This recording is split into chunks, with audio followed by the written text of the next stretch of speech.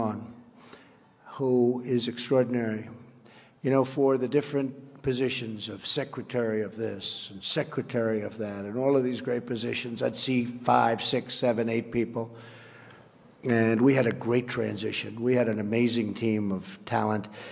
And by the way, General Flynn is right over here. Put up your hand, Mike. What a good guy.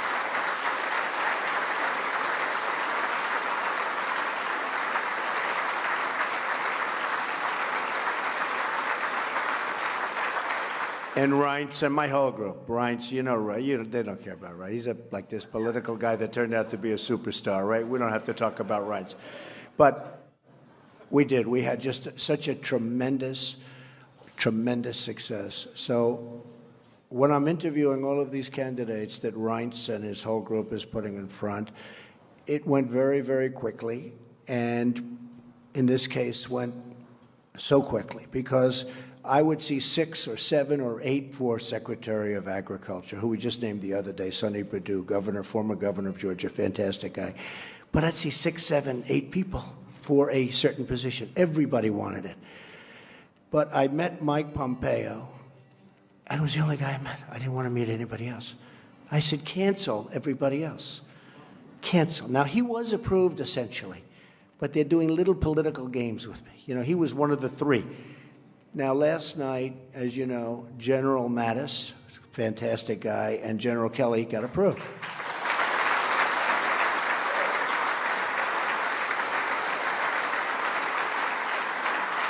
And Mike Pompeo was supposed to be in that group. It was going to be the 3 of them. Can you imagine all of these guys? People respect, you know, they respect that military sense. All my political people, they're not doing so well. The political people aren't doing so well, but you. We're going to get them all through, but some will take a little bit longer than others. But Mike was literally, I had a group of, we have 9 different people. Now, I must say, I didn't mind canceling 8 appointments. That wasn't the worst thing in the world. But I met him, and I said, he is so good. #1 in his class at West Point. Now, I know a lot about West Point. And to be 1 year, I'm a person that very strongly believes in academics. In fact, every time I say I had an uncle who was a great professor at MIT for 35 years, who did a fantastic job in so many different ways academically. He was an academic genius. And then they say, there's Donald Trump, an intellectual. Trust me, I'm like a smart person.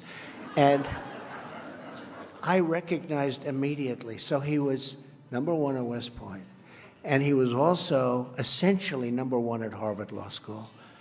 And then he decided to go into the military. And he ran for Congress. And everything he's done has been a home run. People like him, but much more importantly to me, everybody respects him. And when I told Paul Ryan that I want to do this, I would say he may be the only person that was not totally thrilled, right, Mike? Because he said, I don't want to lose this guy. But you will be getting a total star. You're going to be getting a total gem. This is a gem. And I just...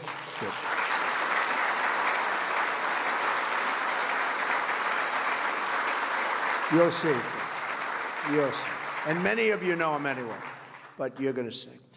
And again, we have some great people going in, but this one is something going to be very special because this is one, if I had to name the most important, this would certainly be perhaps, you know, in certain ways you could say my most important. You do the job like everybody in this room is capable of doing.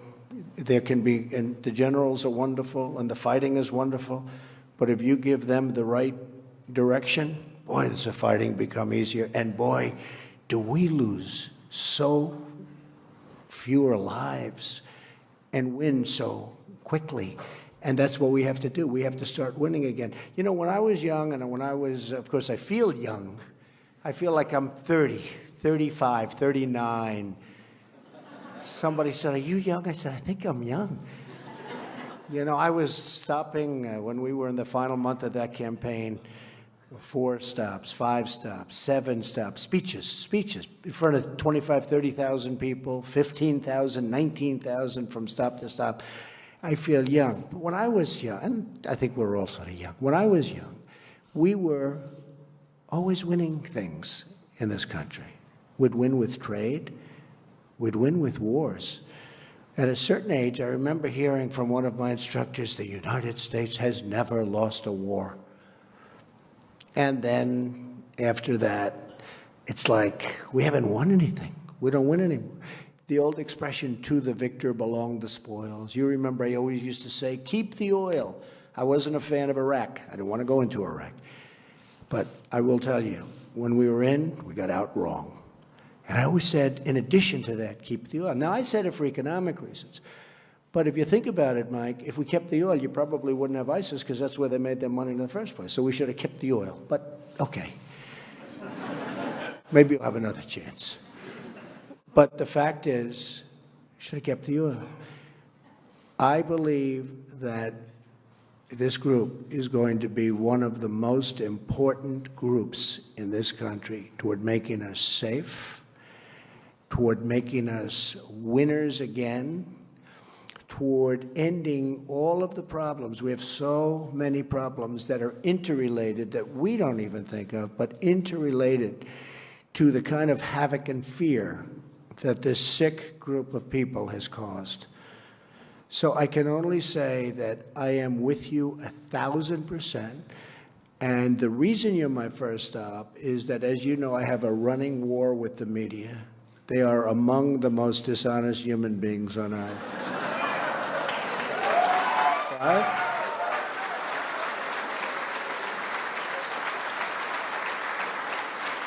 And they sort of made it sound like I had a feud with the intelligence community. And I just want to let you know, the reason you're number one stop, it is exactly the opposite. Exactly. And they understand that too. And I was explaining about the numbers. We did a thing yesterday, the speech. Did everybody like the speech? You had to like it. Right? So I've been given good reviews. But we had a massive field of people. You saw that. Packed. I get up this morning, I turn on one of the networks, and they show an empty field. I said, wait a minute. I made a speech. I looked out. The field it looked like 1.5 million people.